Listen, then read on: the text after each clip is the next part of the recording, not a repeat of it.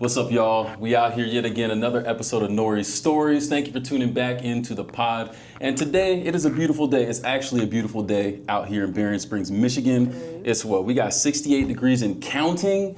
Last time it was like this, it snowed the next day. So we're not getting too excited for too long.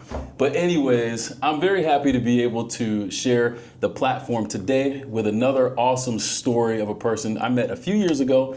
And we're gonna get to her in a second there, but just remember as you tune into the pod, Ngorii Stories is all about taking a step ahead, spiritually, mentally, physically, what else is there? Socially, practically. In a lot of ways, it has to do with mission, but in many other ways, it's about how are you doing these things in different aspects of your life. And I can guarantee you that my guest today has a lot to share, especially in all of these areas. So, without further ado, Gia, welcome to the podcast. Hi, podcast. And go ahead and tell us a little bit about yourself. Okay, well, as you mentioned, my name is Gia. I served in Micronesia last year, but I actually served in 2 different islands, which is a little bit different. Most people don't get to say that they did that. I served in a tiny island in the Marshall Islands called Ebi, and then halfway through the year, I had to switch to another island in the Marshall Islands, but it's a little bigger, the capital, Majuro. So those are the 2 islands I served in. I am a psychology major. I finished in December and I get to walk in May, so I'm all done. Woo! Congrats. Yeah, thank you. And then I hope my next steps are hopefully grad school for my PsyD, which is a doctorate in psychology, but it's a clinical doctorate instead of PhD, which is research-based. And before that, I was pre-med, so I love like medicine. I do love like the sciences and stuff, but being out in the islands, I just kind of saw that I need to be with people and it fits like the doctor biology aspect over the people psychology aspect. I was like, I'm gonna have to go for the people. So that's why I switched.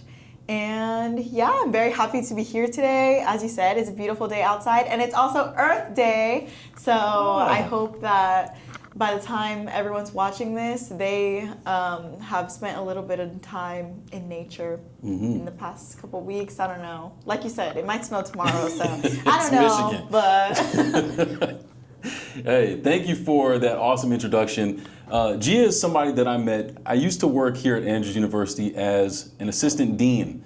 And I remember there were a couple occasions where there was an event that happened in the church. We spoke a little bit there. I think you expressed some interest in serving. And in the office, I had several students come through, and you were one of them that expressed, and you had a little bit more of a conversation there. Talk to us about your experience and kind of your curiosity. How did that desire start for you? my desire of like missions or just service or? Service in general. Service, okay. Well, I grew up, didn't have the easiest upbringing. I know that's like, it feels hard to say in today's day and age because everyone has a story. But my dad was in prison for the first 8 years of my life. And then I went through an attempted kidnapping with my sisters when I was like 7. And I was raised, like when it says takes a village, I was literally raised by a village. So I always saw service as less of a choice and more of like a necessity, because if it weren't for service of people like being willing to go out of their way for me growing up, I wouldn't be where I'm at today. Wow. So it was never really like, how did you get into it? It was just like that had always been part of my life. Mm-hmm. And then missions wise, I have an aunt who served in Africa for a long time when I was growing up. I was always at outreach Saturdays and Sundays and like very active in whatever outreaches it was, whether it was going out into the community and giving socks or singing or doing spoken words is one of the ministries that like I think I was more known for my beginning years here at Andrews, whether it was making spoken words or leading worship, just anything. I was just really, that was ingrained in me since a young age. And then once I got old enough to start making a lot more of my decisions, I was like, I've already done all the small scale things, I've gone and fed the poor here and sang to the homeless and sat with the widows, and like now I want to do something that is my choice, and I get to go out into the community and get to go out to Micronesia and make my own mark, kind of. Wow. You said something that I think is really interesting. I'm getting goosebumps thinking about it. These conversations always do this to me. But your experience with service as a way of life, and not even something, as you said, that you had to get into, but something that was just the way that it was. How does that inform the way that you define service and mission? That's a good question. I don't know. I guess it's more like, I guess it makes it harder for me to define service and missions because, as I said, it's just a way of life. It's the way that things are. And so yeah, I don't know. That's a really hard question. I've never thought of it like that because for me, it's just part of it. Like if you're not serving, then you don't have a mission. If you're not serving, you don't have a purpose, because our purpose here on earth as Christians is to serve. So if you're not doing that, like, what is your life? Yeah, like, you're talking about spoken word. Talk to him now. Yeah, there's no definition because there is no life outside of service. Wow. I don't know. That's fire right there. I'm going to say I have to agree with that 100%. And yeah, I love that. I love that. Now, going from that and coming into a place like Andrews and getting to the point where you want to leave your mark, how does all of that like push you in that direction? How do you settle on this as the opportunity to accomplish that? What do you mean? Expand. So it's like you come into a situation where the service aspect, and I guess there's so many things in my head right now, because typically when we talk about service and mission, we're associating it with the religion. But I'm not getting that sense from you. Yeah. Like, you're talking about it as something that is a part of life, period, before the religion is even a factor. Yeah. So coming at it from that perspective, and then you're coming to a school like Andrews, named after the missionary. We got the guy out in front of the church and all that. He stands there and watches over all of us. Yeah, and it's like the legacy of leadership, world changers made here. Yeah. You're seeing all of this branding, but it's not something that's necessarily making an impact on you because you've already had that impact made on you. Okay. You know what I'm saying? Yeah. So I'm sure with that background and that experience, there could have been many things that you saw that could fulfill that desire to continue living in that way. How did the mission opportunity, like, oh, that's the thing that I want to do, that's going to help me continue in this and leave my mark? Yeah. Well, to go through some of the things that you were saying in there, I think it's cool that you like noticed that, because I have never noticed that, but it makes sense to me because I went to a public school like almost my entire life. I only my first 2, maybe 3 years of schooling were Adventist, and then after that, all the way up until I graduated high school, I was in a public school. And I did experience a lot of different religions, a lot of different people. I did Bible studies with people who weren't Adventist, and we did Friday night worships with people who weren't Adventist. Like I was I had very diverse groups of friends that weren't all the same religion as me, and I did still have the same views on service. Even when we were both serving together, it was still not really about, I'm serving because I'm Adventist, I'm serving because I love God and I love you. Yeah. And when it came to Cool. choosing colleges, Andrews wasn't on my radar at all. I was a valedictorian. I was valedictorian of my small public school, so it wasn't as big of an accomplishment. But I don't downplay it. That's still a big deal. in Texas, which is where I went to high school, if you graduate valedictorian, you have a free ride for your freshman year as long as you go to a public university. Oh, interesting. So I was like, I have to do that. Like, my family is Hispanic, or, they just immigrated from Puerto Rico, like first generation. So we didn't have that much money. So I was like, I have to do this. But then COVID happened, and my principal gave me the choice of giving away my scholarship if I wasn't sure if I was going to public education, or keeping it, but if I don't go, then like it just goes to waste pretty much. And he told me, I don't want the decision to be based on you caring about another person. I want it to be based on what you feel like you're gonna do, but just know that that's an option and it's out there. That's hard. Yeah, and I was like, why would you do that? Like, of course. So I gave it away. I gave it to the guy, to the salutatorian, because I wasn't exactly sure what I was doing. And I was like, if there's even a chance of me not using this, I'm going to feel horrible for the rest of my life, because I could have changed somebody else's entire life by giving this to them. So I gave that away, and I decided, okay, now I have to do Adventist education, because if I try to do public school now, my parents can kill me. So I decided to do Adventist education. I started out at Antilian. I switched majors, decided Andrews was a better track. It was a whole mess.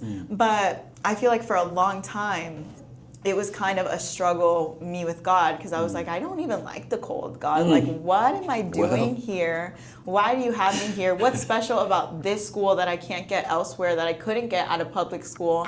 Especially because education in Texas, it is pretty good. Like, I was going to go to A&M, which is a good school. That's a good school. Yeah, so I have a friend who went there. I was just freaking out, because I was like, I really do not understand what I'm doing here. And you just saying that, it's kind of given me more clarity in this moment. Like, maybe that was the point. Maybe God knew that even though this was something he had placed on my heart for so many years, I wouldn't have had the opportunities that I had here, where there was Tila that was pushing it and telling me, like, if you tell me that you want to go now, then I'm going to send you now. So don't tell me until you know that you're ready. Like, she would tell me that. And I feel like, yeah, maybe I wouldn't have been able to take that step if I wasn't here, because Andrews really does make it so easy. Like, they do push that. Yeah. And even though it was something on my heart from before, like you said, it wasn't about my religion. It was just something built into my life. If I didn't have a community that was so focused on helping me feel like, when you come back, we're going to be here to support you, and we're going to be here to help you not feel behind, because this is so much bigger than the 1 year that you're missing, than the 2 years, than the 3 years that you're missing. And when you come back, even though God is going to have your back, we're going to be walking depictions of God having your back, because we're going to have your back too. Yeah. And that's big time. Yeah, that really helped me, I think, have that final push of, this is something I've wanted forever, and now I can't keep putting excuses in the way, because this school does everything to help you feel like it's more than okay, it's wanted. Yeah. So I don't know, that was a long answer, but hopefully somewhere in there I answered the question. You definitely did. I would say so for sure. Did I lose? What's going on here? Hopefully it's recording me still. Oh man. So being able to, again, it's really captivating to me hearing the background that gets you up to this point, and kind of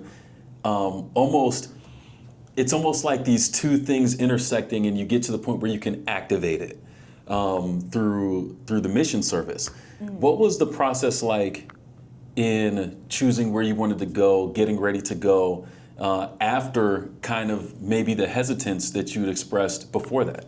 Yeah. So where I was going was actually probably the easiest part, because I grew up in Keene, Texas. So it's a really small town. It's where Southwestern University is. But like I said, I went to public school, and in public school, we have a huge Marshallese community. Oh. Which is crazy because the Marshall Islands are so tiny that anytime I tell people that, they're like, what? Like, yeah, my best friends growing up were Marshallese. Like, we had Marshallese nights for volleyball and basketball. We learned how to count in Marshallese for different events so that we could, like, count out all together in Marshallese.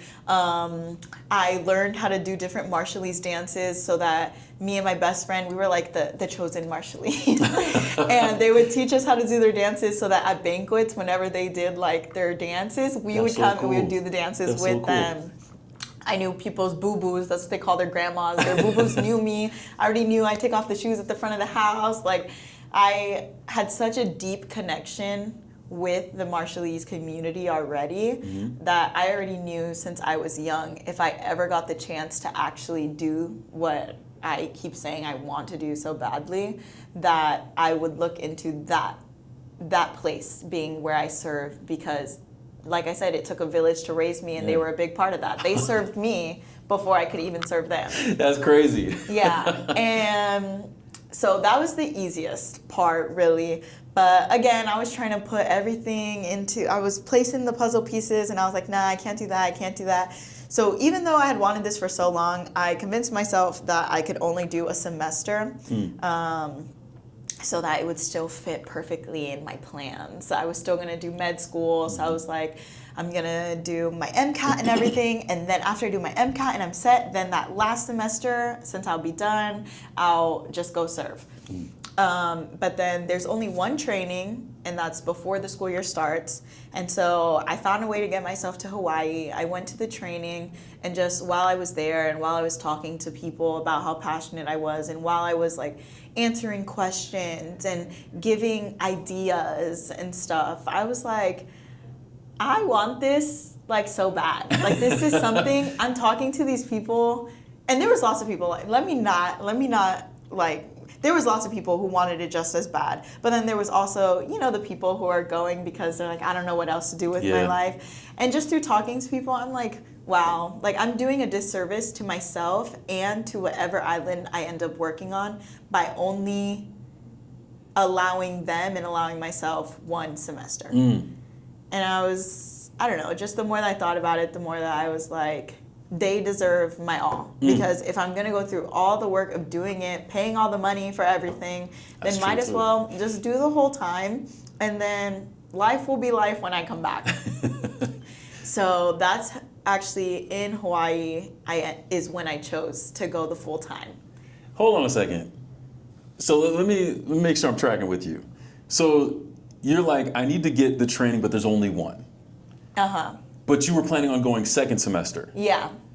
So I was planning on leaving the training that's coming like back here. in August, coming back here. I had all my classes registered for. I had a research opportunity with one of the biology and chemistry professors that I was already signed up for, already doing research for. Wow. And I had to, and I'm really like, I have anxiety, and I do not like letting people down. So having to email my professors and tell them, I'm so sorry, I know this is so out of character for me. Like, I usually am very on top of my stuff, but this opportunity came up and I have to do it. Wow.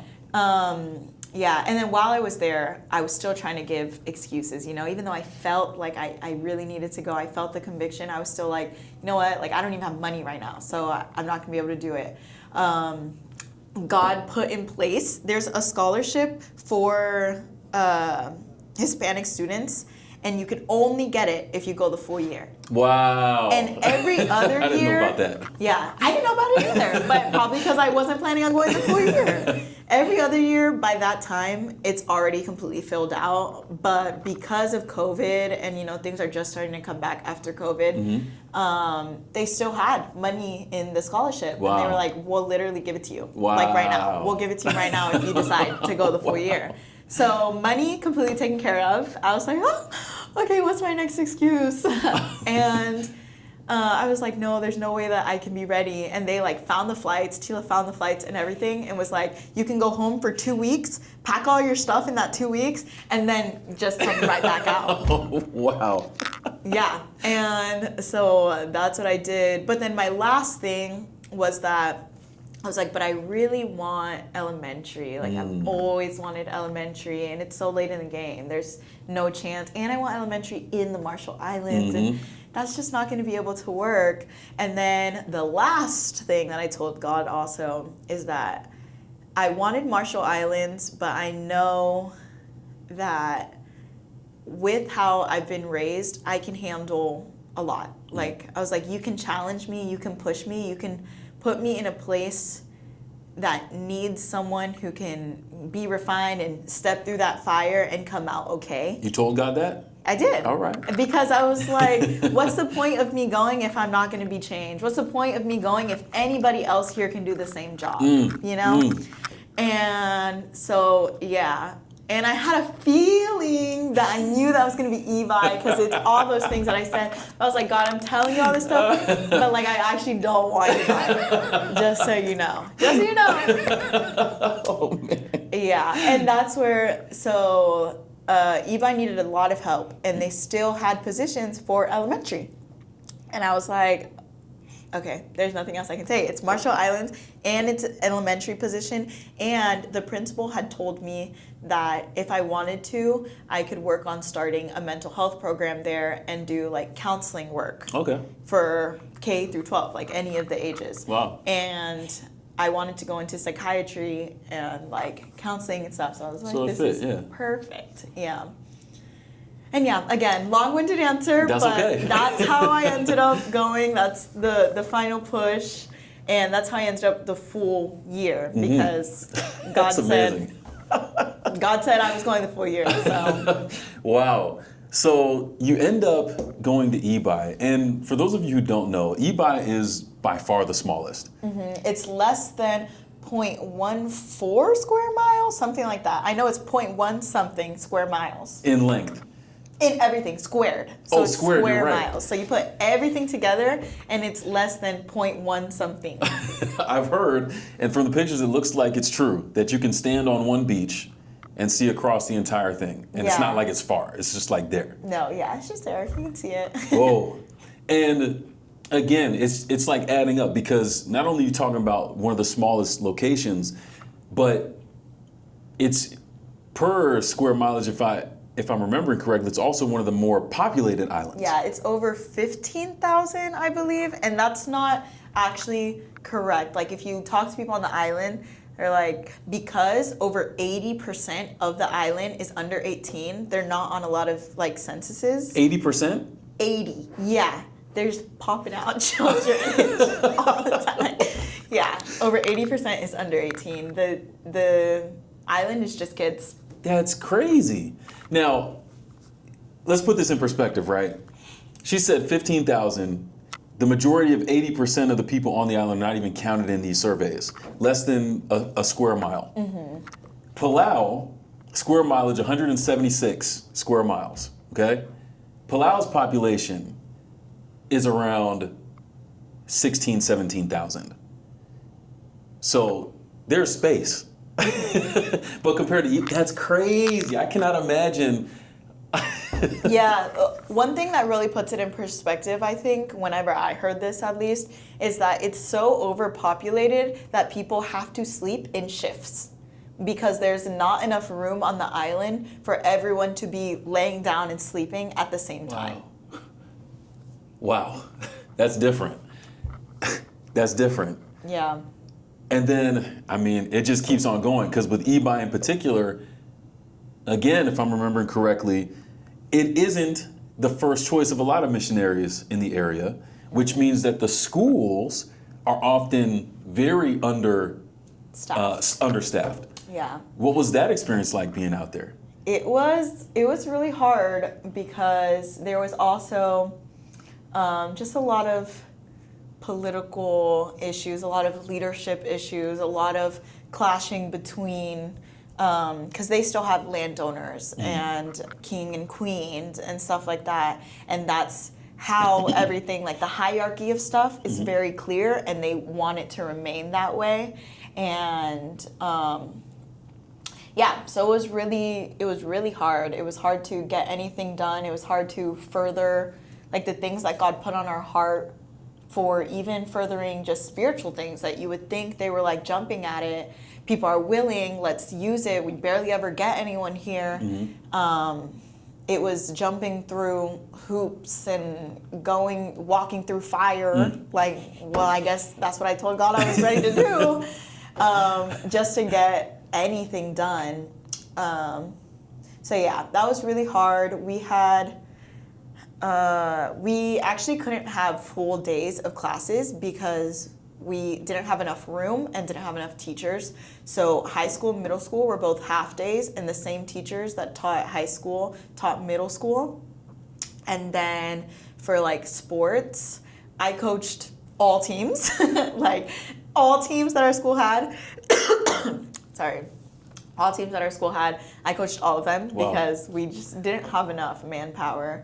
For Sabbaths, we also did everything.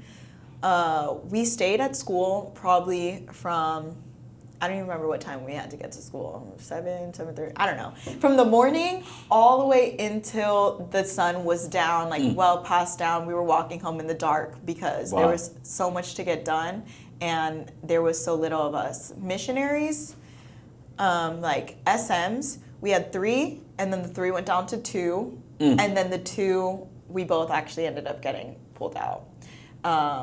And then AVS, which is the Adventist Volunteer Services, so people who've already graduated, we only had 2. Wow. Yeah, and then we had like the longer term, like the principal and his wife, and then the pastor and his wife, and that was all of us. Wow. Wow, that's different. Yeah, especially serving in Palau, where it's almost like you have anywhere from 15 to 18 plus. And that many or more AVS too that are there every year. I can only imagine. And how many students are in the school? I mean, you're talking the majority of this population are kids. I totally forgot that part. We had over 30 students in every single class. So you're talking 400 or 500 almost. Yeah, whatever 30 times K through 12 is. Wow, and you're having to teach all of them, essentially. Yeah. Wow. That's different. It's different. Now, going into an experience like that, asking God for an experience like that, how did you work through that? And what was your experience with God like going through that? I think he definitely showed me that purpose is so much more than what I was looking at it as. Like I was saying earlier, your purpose as a Christian is to serve. It goes so much deeper than that. Like God doesn't have your purpose as a Christian. He has your purpose as Ngorii. He has your purpose as Gia. And I really got to see that out there because there was things that I was like, wow, God, when I told you something that only I can do, you said, okay, I'm going to make it only you can do, and it's only the you that you let me make you. That's a different thing right there. Exactly. Yeah. It's not the you that you were when you were sitting over there. It's the you that you have to allow me to bring out of you. And yeah, it was really hard. There was nights where I cried myself to sleep, and it wasn't because there was a rat living in my cupboard. It wasn't because there was cockroaches in my shower water. It wasn't because I was eating beef from America that took 3 months to arrive to us. It wasn't because I haven't had vegetables in a year. I wasn't crying because of my external circumstances. I was crying because the people there made me feel so stuck whenever I had asked God to put me there so I could help bring things to the island. Like I wanted to do going out into the community and starting youth groups where we go to the beach and we worship at night, shut down. I wanted to start one Friday a month have a different grade in charge of Friday Vespers, shut down. I wanted our Pathfinder group to be able to go out into the community and instead of just give glow tracks and stuff, sing to the people or talk to the people, shut down. Every single idea that I felt like I was so passionate about and I had spent my entire upbringing doing and loving as a kid, shut down. And it was just so hard. Like I felt like, God, you put me here to do what only I could do, but I feel like I can't do anything.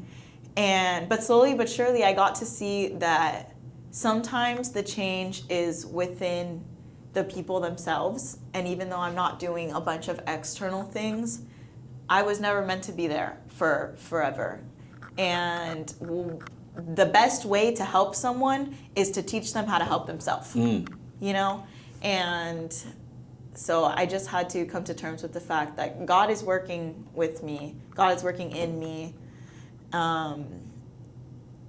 And even if I can't see it now, that was never my role. That was never my role to see it now. Maybe it's something for the kids to see later. And whenever I did end up having to get pulled out, it was just a lot that happened. Things are really hard. There's a big gender difference, and I was raised for a long time by a single mother. I have my dad now. He's completely converted. He's a good guy now, guys. Praise God for that. But so I was raised to be a strong, independent woman. There was some people in leadership at the school that literally to our face told us it is diabolical to be an independent woman. Like exact words, diabolical. Whoa. And so we butt heads a lot because as much as you try to crush that out of me, that's who I've been my entire life and that's who I will continue to be. And I would stand up for my kids. And whenever people would yell at me in front of them or do things to them, they have, I don't know, they're really comfortable being violent towards kids. They'll flick them in the head. But some of the people that were doing it, I just felt not comfortable because it's like, you're not a local. There's no reason for you to be treating the kids like that, because remember that even if you feel like you have been integrated and are part of these people, at the end of the day, you're not. And I would stand up for them. I would tell them, it's not appropriate for you to talk about the kids like that in front of them or even behind their backs. It's not okay with you yelling at other people in front of them. These are just, I would be as I am very mental health oriented, I was worried about that. They've seen enough trauma. The people who are supposed to be going in there and showing them what healthy relationships look like, it's so much more damaging when we show unhealthy love, unhealthy relationships, unhealthy ways of communication, because they're already putting us on a pedestal. They're already looking at us to see all these things that I kind of feel not okay with. Do they show me that it actually is okay or not? You know?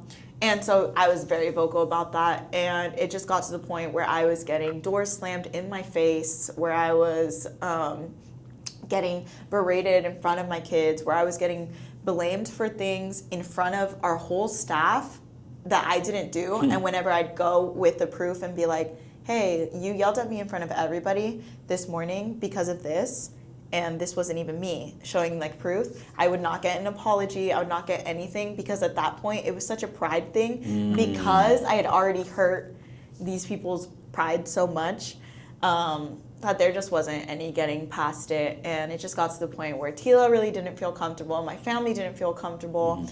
And as much as I felt like I wanted to stay, I felt like if I stayed then, everything that I was teaching my kids about what is acceptable and not acceptable would go down the drain, because again, they're watching me for what I am allowing. And if they see their teacher, who all year has been teaching them about boundaries and self-love and loving others and treating others a certain way, continue to allow herself to be treated like that, because they could see it, they started to resent these people and started telling me, we're going to get them fired, we're going to tell, because I had kids of the king, and I had the kid of the mayor. I have a lot of high-level kids in my class, and they told me we're gonna get these people fired. And at the end of the day, I'm temporary, and these other people, although maybe they should have been temporary, Sounds like it. They were not, and I didn't want them to have more negative views on someone that they were gonna have to have for a long time. Yeah. And yeah, so I ended up leaving, and a position in Majuro opened up, and it was actually the original grade that I wanted. Oh. Yeah, so it was crazy. And that class had just lost their teacher because she had to go back to the States because she got diagnosed with cancer. So they were going through a really tough time, and one of them earlier that year lost both her parents in a drunk driving accident. And then within a couple months of me being there, one of my students in my class died of cancer. So it was definitely, those little kids needed someone to be there for them in so many different ways. And being psychology, like I said, I had so many different resources, so many different grief resources that I was able to give them that nowhere else on the island they could get. And again, it was just God really showing me, even in the time where I was like, I don't understand why you're taking me out when this is what I asked for, when you showed me that I should be here, why am I leaving now? And I feel like that really showed me again purpose. He has a purpose for you as an individual, and sometimes that isn't in just one place. Sometimes you're in one place because you're needed there, and once you plant your seeds, it's on to the next place to plant more seeds, you know? And yeah, although I was really sad about not finishing the first place, I still have my kids. They still message me. Their parents have called me telling me, oh yeah, they walk around singing these songs about boundaries and loving yourself and all this stuff. And then I have my kids at my second place who maybe would never have been able to get through such a hard period of time if they didn't have someone there that was looking into more than just their physical grief, but also what was going on inside of them during that time. Wow. So yeah, again, long-winded answer. It's Hopefully okay. somewhere in there I answered the question. Absolutely, absolutely. And I think you touched on a couple things that I want to really highlight. When you talk about going out as a missionary and wanting to do something and leave your mark, this is something that I've seen is very tough for missionaries to grasp and understand. It's that I'm here for a moment. And for all the things that I may want to do and am not able to do, and even the things that I do, like, what does that mark look like? And not being able to see it, and not being able to see God coming through. It's like, you put me here for this. Like, to be able to have the mentality of, it's okay, and I may not even see what the end result is I feel like across the board and in any area, that's a really advanced kind of mentality. Because more often than not, in any space that we are in kind of today, people go into a position that has existed before them and will probably exist after them, but they want to be bigger than the position. You know what I'm saying? And it's like, no, I have to realize that I'm stepping into this, and I'll step out of it, and it'll keep on going. I leave what I can. I plant the seed that I can, and I go, and I trust that God does the rest with it. And I think it's amazing connecting that with both God's timeline and this idea of you being the person that needed to be there at that time. Because if you hadn't gone to Ebi, there's nothing to say that at the time when things were getting to a certain point there, that opportunity in Major would have opened up like that. You might have already decided on going to another place for just the second semester and already been in that direction. Yeah. And it's like, but no, God almost knew that you had to go through Ebi's experience, and he needed you there for that. Even though you couldn't see the ways that you were needed there, to put you in a place to where you could see a little bit more of why you were needed there. Like that's something that only God could do. Yeah. And I think in the midst of all that, you're talking about leaving an experience before feeling like you've accomplished what you were there to do is one of the hardest things to do Yeah. in mission. And for people who are really driven like that, it's so hard. But again, I have to shout you out for that because a lot of people don't have that. They look back on it differently instead of, you know what? I don't know, but God does. And I'm good with that. Yeah. So yeah, I appreciate the expression of that. And especially, man, the students, I don't know why it seems so different. Maybe it's because of the overall just culture.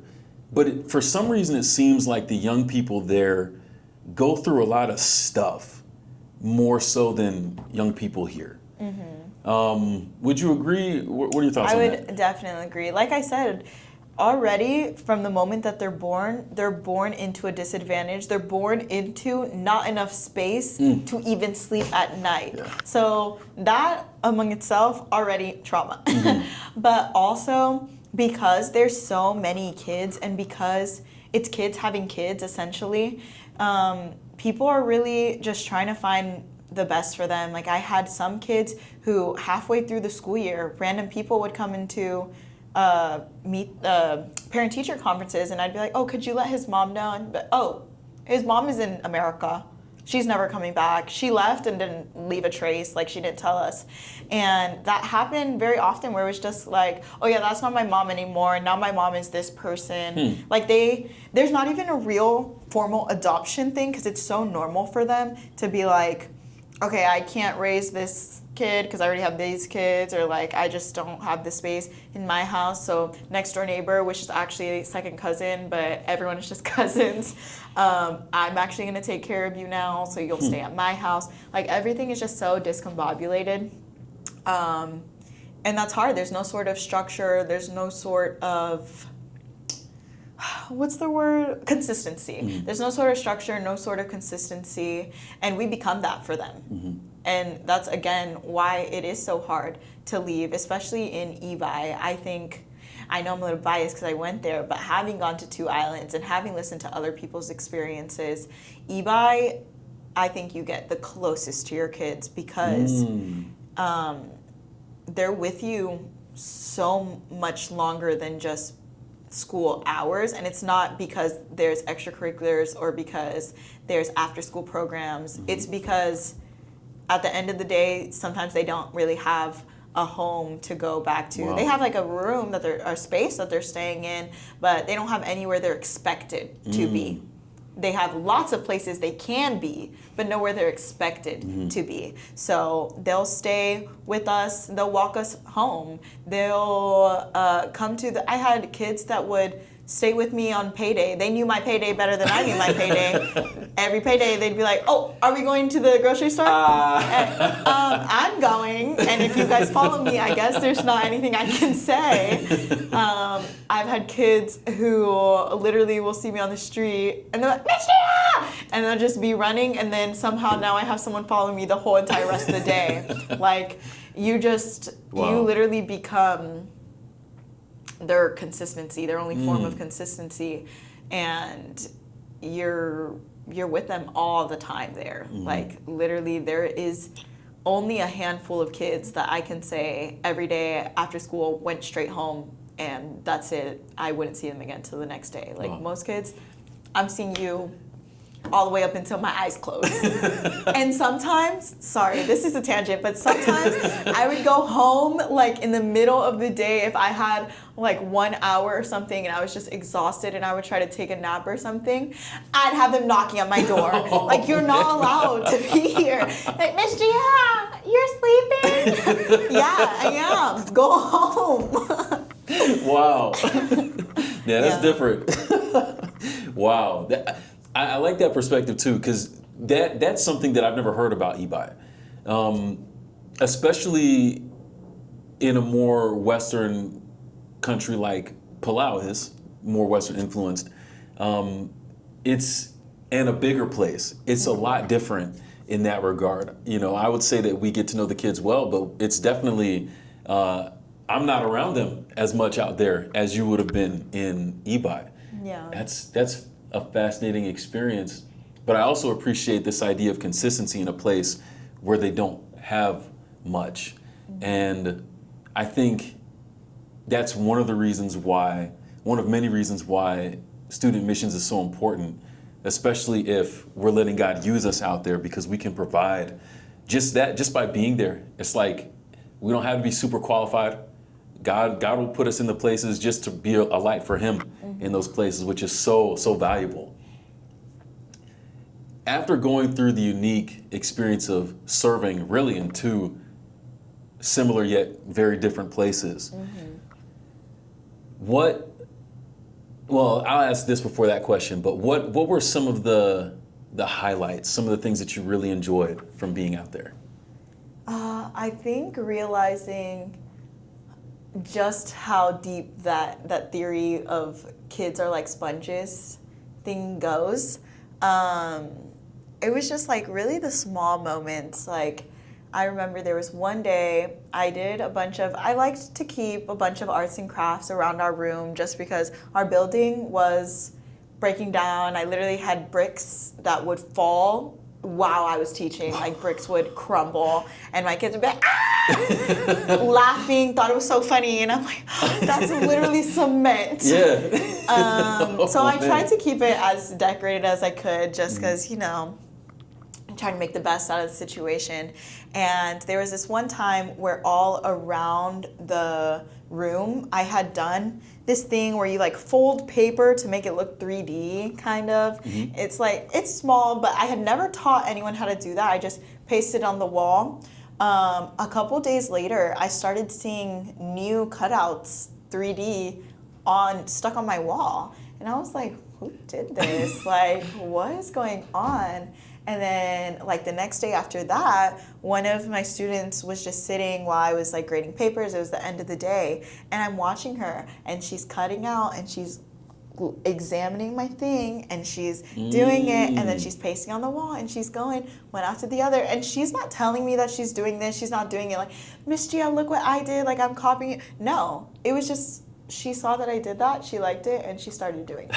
That's cool. And there were so many little things like that where it was like, wow, they're learning from me deeper than just what I'm actually teaching. They're picking up little things that I do, little things that I say, little things that I put around the room. And I just think it was so beautiful to see because, there's like a saying where it's like everybody is just a mix of all the people that loved them or a mix of everyone that they've loved. And I just got to see really how much they truly loved me through seeing such little things.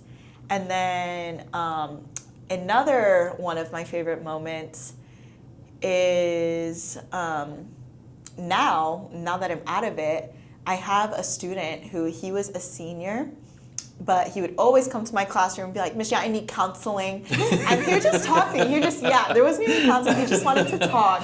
And then a lot of our conversations did start being more about God, and he would ask me things, and I would show him music and songs, and he would sing them, and he would tell me, like, I want to sing, which is I was so excited about because I was like, I can get you in, which is why, again, when everything was being shut down, it made me so sad. But now he actually ended up going to Walla Walla. Oh. Yeah, he's at Walla Walla.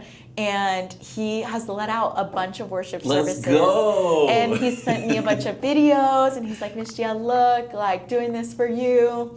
And that's just so beautiful to me. Like every time he sends me one of those, every time he sends me a video of him leading worships, wow. I'm like, I am so proud of you. Like you don't even know how happy this makes my heart.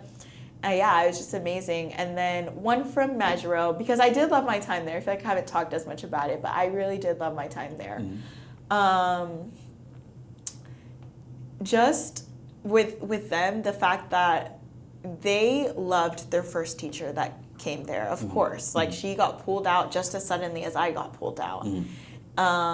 Just the open arms that they accepted me with, like you would have thought I was their teacher the full year with how much love that they showed me, despite the fact that they could have decided to answer me being there in so many different ways. They could have shown me anger. They could have shown me resentment because I was different. I wasn't doing things like their old teacher, and they loved her, loved her. But they didn't. They were so loving and so kind and sang songs with me, and they learned Spanish. And wait, you might know her actually. The teacher that took over for the little period between me and the other teacher, she's from Palau. She is, I'm forgetting her name, but she's Mr. Nelson's cousin, kind of, and she's really close to the Queen too. Oh man, if you know a name, I might know. I can't remember, but she was their teacher for the little period between them, and even her, just how openly they took me in, and they made me feel like I was so loved, and even after I left, I was so missed. The tears that they shed, even though I was not there for too long, it just made me realize how impactful things are when you are a child. Mm-hmm. Yeah. Oh man. The kids out there are on a different level. And though the people in general are the ultimate highlight of my time in the mission field. Gia's talking about it too. And it's different. It's something worth experiencing if you haven't before. I would 1000% recommend. But leaving them is hard. And Gia started talking about that. That was my next question. Coming down to the end of that year, all the things that you've been through and experienced, switching in the middle, finishing up with these kids now and getting to experience something different. What was it like having to come home and leave? It was really hard. I'm gonna look. I made a little account for while I was over there, and when I was getting ready to leave, I did do a little excerpt on this thing. Oh, so funny. I have no Wi-Fi, so actually I don't know if it's gonna load. But basically, I just talked about how it's crazy that I had to experience that twice. Mm-hmm. So you would think the more times you experience it, the easier it would get. And it was not. Okay, here it is. I said, wow, I've been avoiding so many emotions, and today, sitting alone in the kitchen, they've started catching up to me. I've had to do this twice, so you'd think I'd be a little better at it.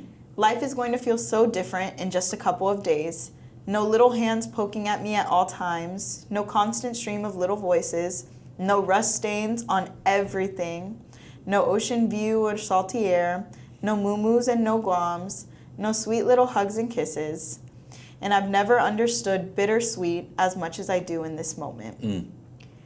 Because that really, bittersweet is the best way that I could put it, because it's sweet to think I'm finally getting to see my own family, that these people have become my family, but these people have been my family my whole 22, 23 years of life. Yeah.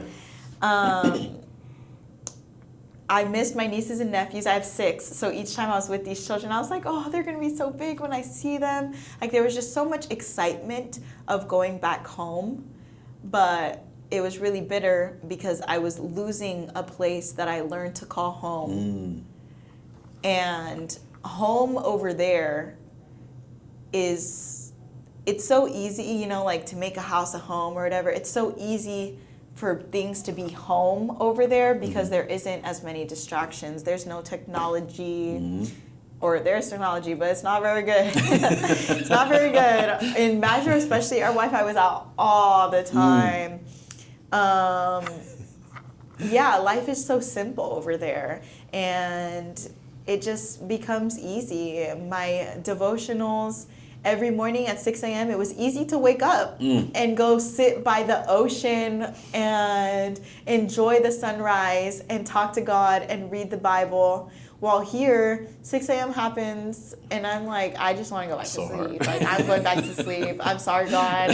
I will talk to you till I fall asleep, but I'm not getting out of bed right now.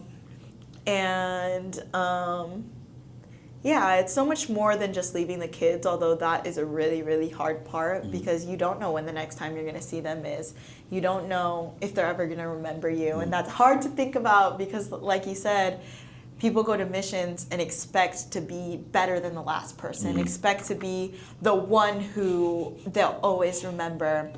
And that's just not always realistic. Like, there's a lot of great people that go to missions, and these kids have a lot of love for each person that steps into their life. Yeah.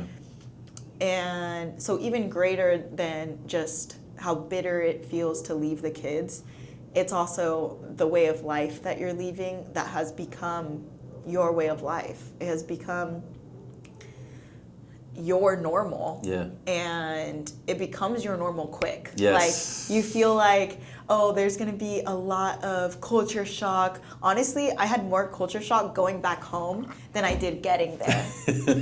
Because I just fell into the culture so quick while I was there. I loved it. I loved the slow pace of life, which is crazy for me because I'm a super fast-paced person. I did not expect at all to get ever used to it, but I did. I fell into the steps. I fell into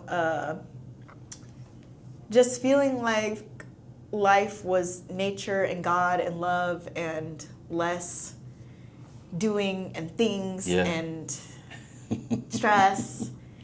And then going back home, it was like, oh, I can drink out of the sink? Guys, there's no power. I can't take a shower. No, yeah, you can. Wait, what? The water works if there's no power?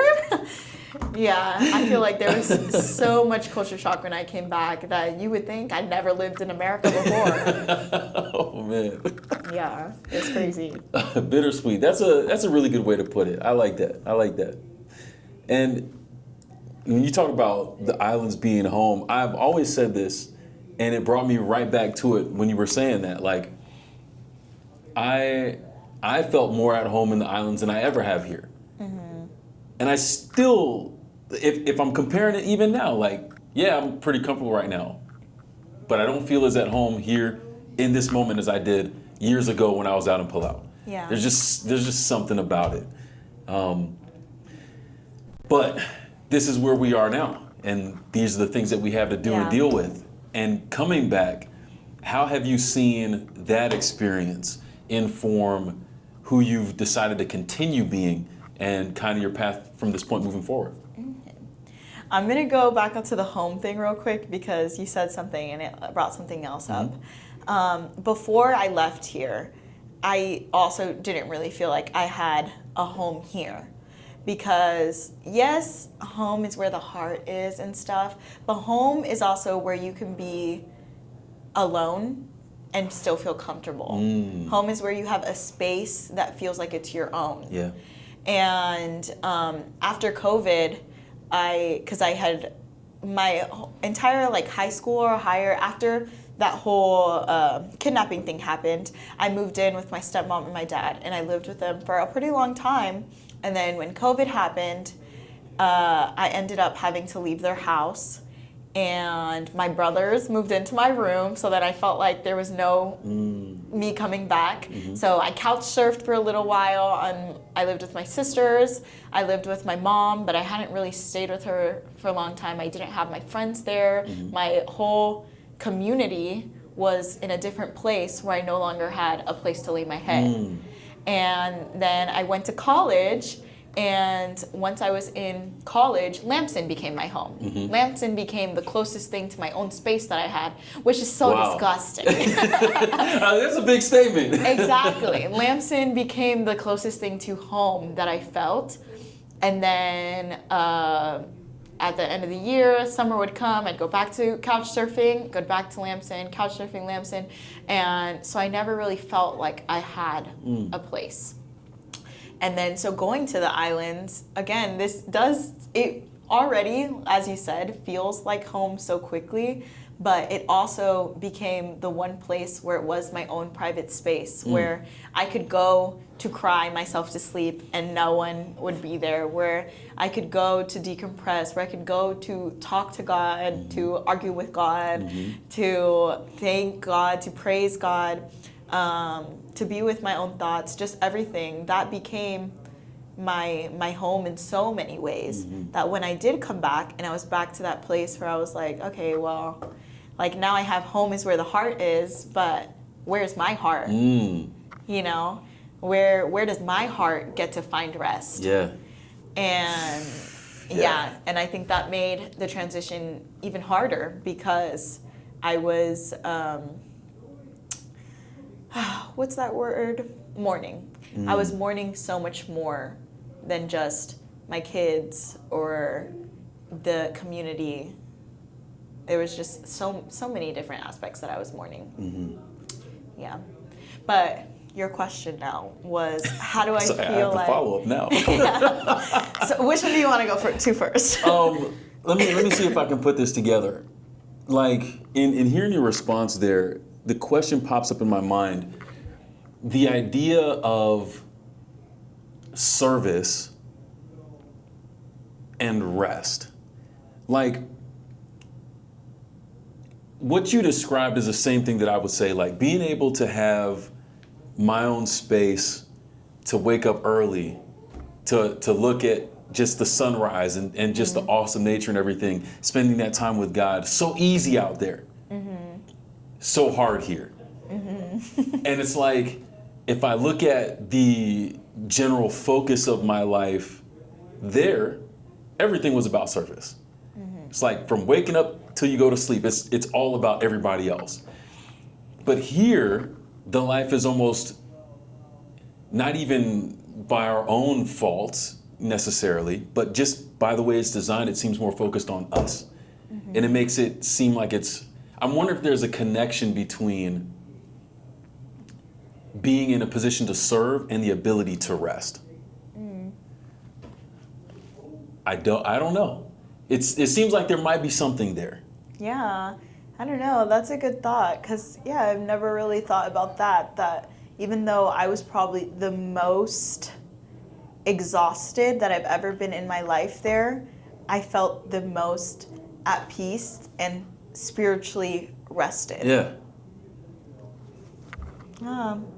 It would make sense though, because I feel like when you're doing things for others, you're not as focused on, I need to be better, I need to do more. Whenever you're focused on yourself, you're always, or at least for me, I'm always focused on, I could be doing better, I could be doing more. Yeah. And you can't find rest whenever you're never accepting what you are giving, even if that giving is to yourself. I'm going to have to come back to that because I think there's something there. Okay. I think there's something there. I'm going to be watching this back. Like, yeah, this last 30 seconds in particular. Ooh, I'm intrigued. Okay, so the next part of the question. We're working in here, guys. Yeah. Oh, sorry, I have to ask it again. What was the next part of the question? Yes, your experience and how it's informed you in being back here and moving forward. I think I've learned that life doesn't have to go so fast. Like I said, I am very much one thing after the other. I like for things to be like, if I'm telling somebody else, hey, could you pass me that because I'm doing something else, and they take a really long time to pass me it, I have to internally be like, Lord, give me patience, give me strength, because I'm just a doer, a go, and I've just learned that it's okay to slow down. And that has affected my life here now because I feel like I am less stressed because I am trusting more in God's timing. And when it comes to life stuff, like this is a really crucial point in my life. If I don't want to be in school for the next 300 years, like I need to get my stuff together for grad school, for doctorate school, for whatever I'm doing, I need to get that stuff together.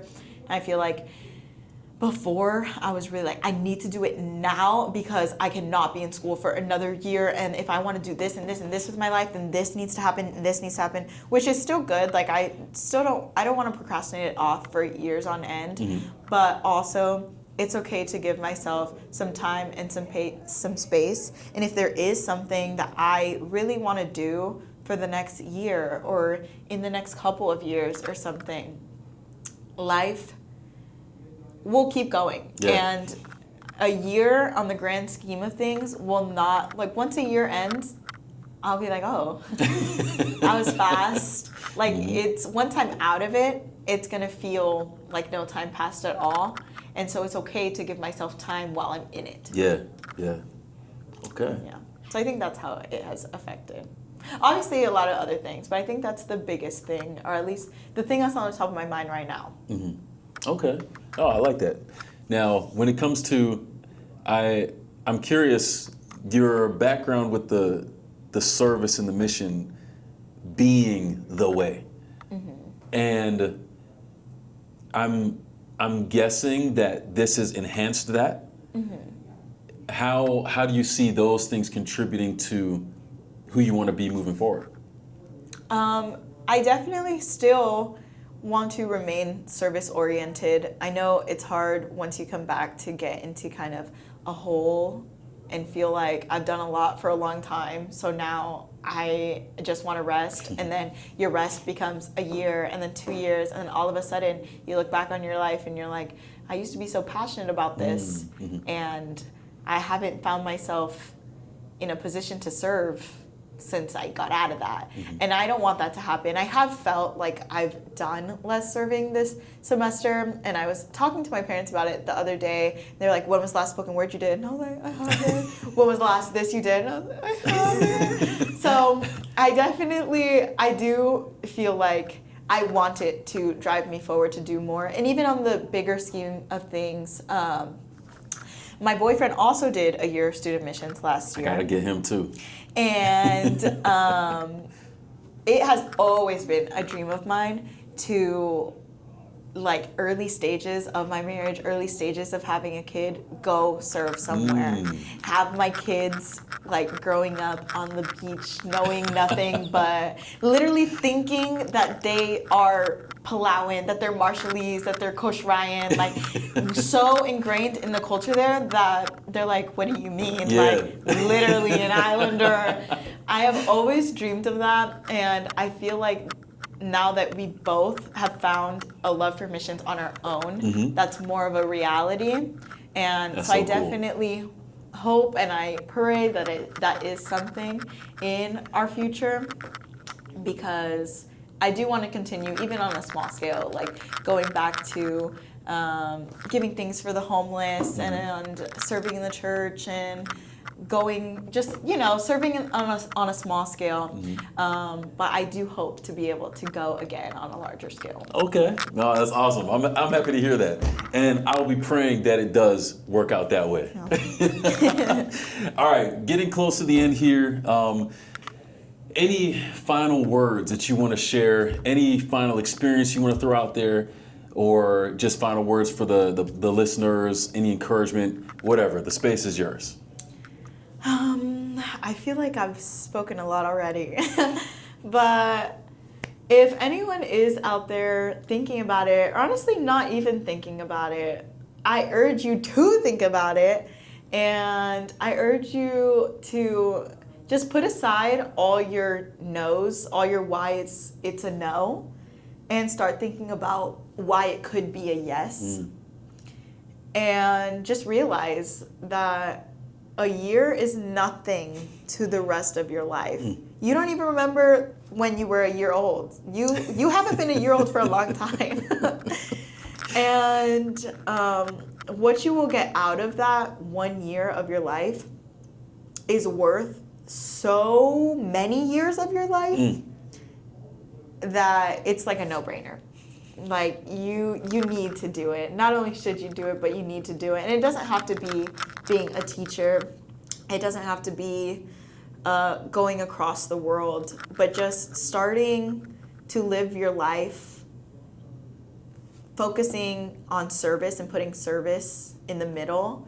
Especially if you feel tired, if you, like we said, if you feel like you're not fulfilled, if you feel like you're waking up every day trying to do things for yourself and it's making you feel exhausted, I urge you to start switching that focus off yourself and putting it onto what you can do for others. And although it may sound like that's so much more exhausting, I want you to experience all of that exhaustion just going away, because that's what God will do for you. If you decide, I'm going to stop living for me and start living for you. And what that looks like is being a walking, breathing picture of who you were when you were on this earth. And that was a servant.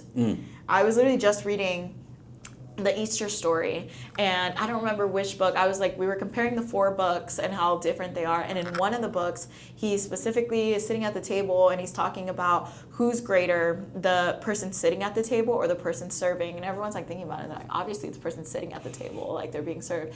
And Jesus was like, no. And he was like, look at me. I'm sitting here at the table and you guys see me as like the head of the table or whatever, but how do I live my life? I'm serving all day, all night. I've washed you guys' feet. I've been there for you guys. I've served you guys in more ways than you could count. And like, he is the greatest of these.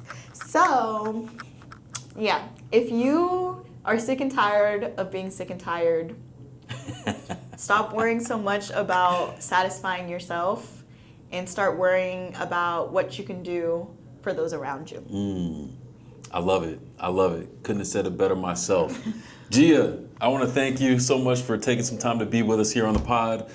This was like life to my soul. I appreciate it. Thank you for sharing. Thank you. And I know that the people who are listening can be blessed and inspired by the things that Gia shared. And hopefully, I'll be catching up with you on the podcast soon to tell me about your stories out in the mission field. But to conclude, service is life, and you're talking about a way of being, a way of living. And I like to say that to exist is not enough. We out here to be out here, to be like Christ out here. So wherever you are, in whatever capacity you may be, choose to be like Jesus. And I can guarantee you, just like Gia said, your life will be better, and the lives of those around you will be better. Nobody loses. It's a win-win all around when we serve more. So thank you for tuning in. We'll catch you in the next one, all right? Peace. We out here, we out. Subscribe! Subscribe, like, share.